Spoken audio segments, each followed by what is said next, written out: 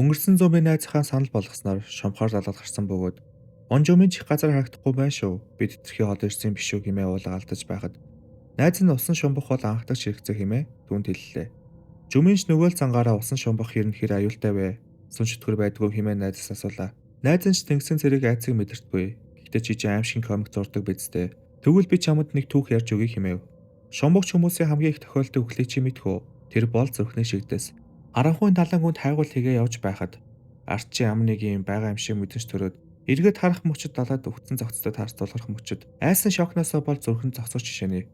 Усан шумбагчдын хувьд 3 хатуу хариулах зүйлс байдаг. Эхнийх нь шөнийн цагаар далаа руу хизээж өсөж болохгүй. Хоёр дахь нь арх уусан бол шумбалт хийж болохгүй. Сүүлийнх нь далайн гүнд босоо аваага зогцос дээр хизээж битгий оч. Тэр чамайг далайн гүн рүү чирээ авч явах болно. Монжоминч гайхан далайн сүнс ингээ аваа явж тийм үү гэхэд найз нь инээ. Чи ч өстой тэний хүн юм аа.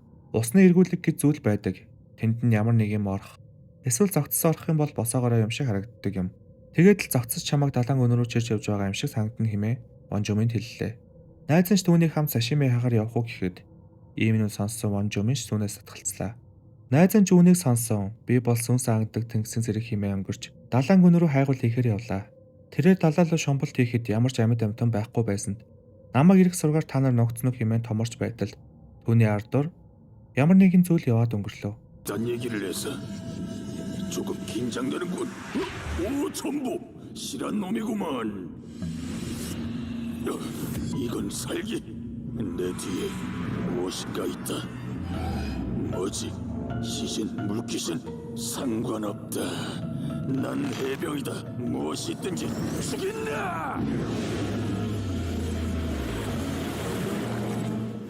오늘 점심은 샥스핀이나 내 친구.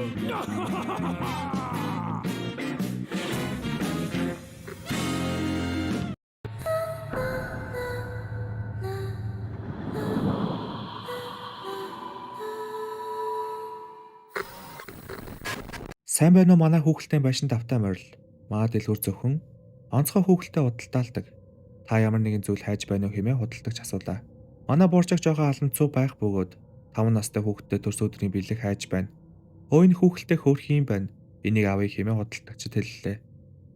Худалдагч энэхүү хүүхэлтэйг маш олон түүхтэй. Эннээс болгоомжлох нэг зүйл бол хүүхэд хүүхэлтэй хоёрыг хизээж битгий ганцаараа нь үлдээ. Үүнээс гарсан хор уршгийг бид хариуцахгүй бас буцаахгүй хэмээн түүнд анхааруулдаг. Буржаагч би занаас ажилтдаг хүн. Байнга л хүүхдтэйгээ байх болно. Та ч өнөхөр хөгжилтэй аргаар бизнес идэх хүн юм байна хэмээн хүүхэлтэйгээ аваад яваад өглөө. Буржаагч гэртээ эренчээ үргэлж дүүтэй болохыг хүсдэг байсан биз дээ. Би чамд үг чинь авчирлаа хэмээн нөгөө хүүхэлтэйгээ өглөө. Үүнийг харсан Жорж буюу хүүхэд нь түүнээс зэвүүцэж зохин. Надад ийм дүү хэрэггүй хэмээн уурлаа. Манай буржаагч уурлан хүүхэлтэйгээ суучлахгүй. Би чамайг ингэж хүмүүжүүлээгүй гэхэд хүүхэлтэй нүд хорсолтойгоор Жорж руу харлаа. Жорж ч үүнийг анзаараа энэ хүүхэлтэй над руу харлаа. Яг одоо гаргаж чая гэхэд аав нь жуурлан нэг тоосонгүй өдөр өнгөрлөө. Маргааш нь буржааг руу Монжомын гэрээчээ оролцоо байна. Ууж жоох юм ярьцгаая хэмээн түүн рүү залглаа. 아빠 나갔다 올게. 먼저 자고 있어. 술 많이 마시지 마. 알았어 아들.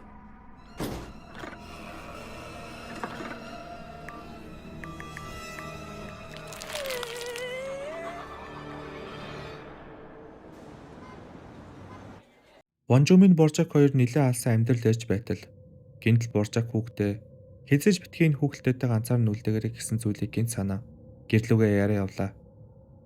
Гэртээ ирэх мөчөд хүүхэд нь байхгүй байх бөгөөд хүүхэлтэйдөө хартал ам нь битүү цус болсон байлаа. Буржааг шуурлан чи мөн бидтэй миний хүүхдийг яасан хэмээн боож автал 내 아들 어디 있어?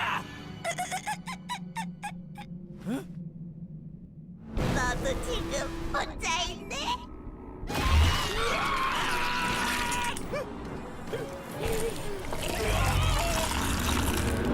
хэмээн буржааг руу дайрах мөчөд Монжомын Жорж ирлээ.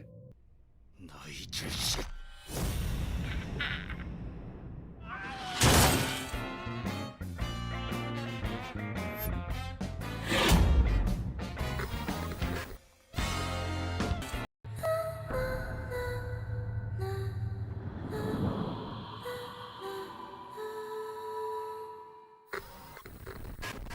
Вонжумын тусдаа гарсан байх бөгөөд ээж нь түүн нүүхэд нь тусалцаа үзүүлж байлаа. Ээж нь Вонжумын мөнгө их өрөх хэрэггүй.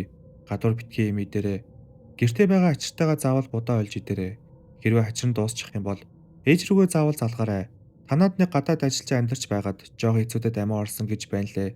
За ямар ч тач гэртээ битгий тамхи татаарай хэмээн жинхэнэ утгаараа чихнээс нь цус гартал үгэлж гарлаа. Оройч болоо ээжийнх нь явах цаг болтол ээж нь Вонжумын нурууг барьж өгөнгөө. Цаг хугацаа харавсан сум шиг л өнгөрлөө. Хизээдээ им том болоод бүр ажил идэг болчоогүй хэмээн хүүхдэрээ бахархаад яваад өглөө. Вонжумын жэнчигээ явуулаад үлдсэн юмнуудаа янзаж байтал ардуур нь ямар нэг юм сүтгэнэд алга болтол Вонжумын ч гайхан босон иргэн тойрноо хартал гинтл тог тасрав. Тэрээр айж байсан ч утасныхаа гэрлээг хасан хийж байсан зүйлээ өргөжтүүллээ. 뭐야?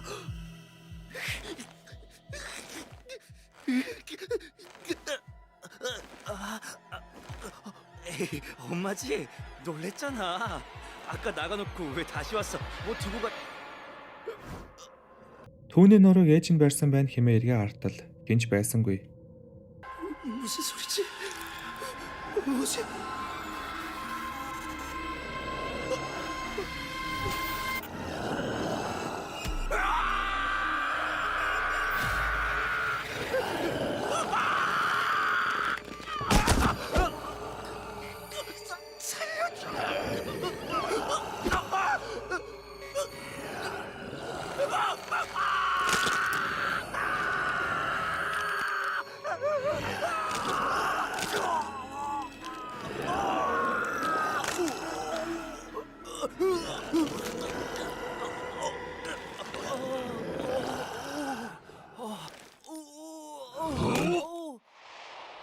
시원하다.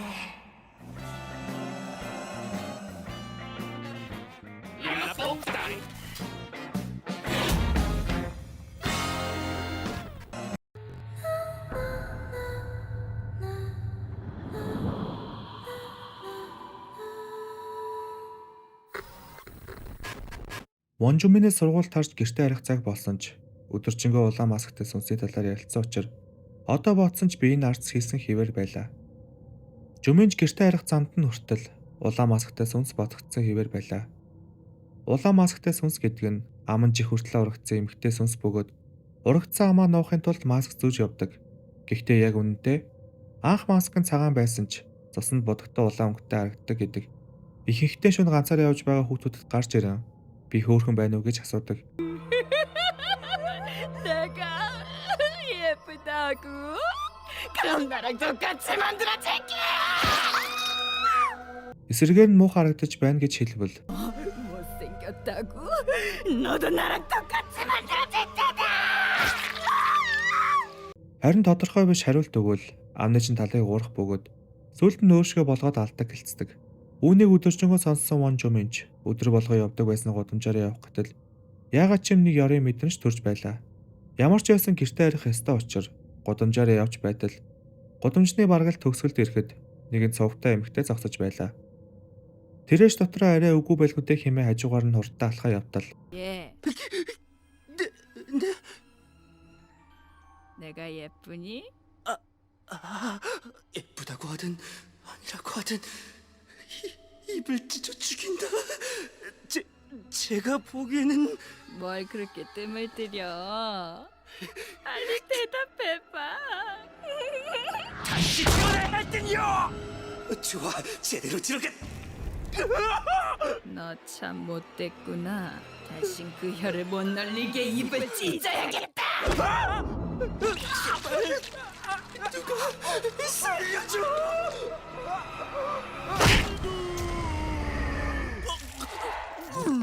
괜찮아? 조지가 너 위험하다고 알려줘서 왔어. 야, 너 괜찮아? 주변에 우리 학교 애들 다 데려왔다. 얘들아, 가지마! 저가!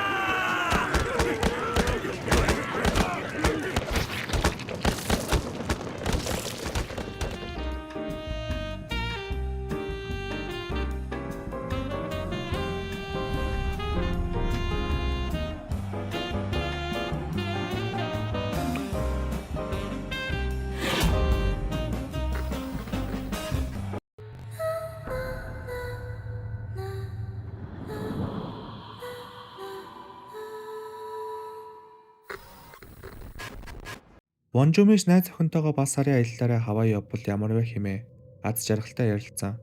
Бөөгийн газар очирлож байлаа. Тэдний цагч болон бөөдөрөө ортол тэр бөөж Вонжумин руу нилээ айхтар шитэрч байлаа. Тэрэж дотроо энэ муу яах гээд байгаа хэмээн бодож байтал бөөж өнөөдөр маш их ядарлаа. Хоёр зайлцгаа хэмээн нилээ ууртаагаар хэлв. Жумын жуурлан чи бид хоёрыг өдөөд байна уу? Хэр удаа үлээснийг мэдэж байна уу хэмээн бөөрөө яг асрах гэж байтал Вонжумины ардаас амар том биетэй хамгаалагч надтай уулзраа олох уу хэмээн хэллээ.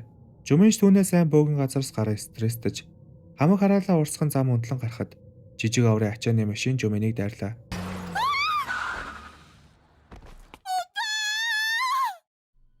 Үүний дараа Вонжумын өгсөн байх бөгөөд найз охин ч уух шүдэд харагдан.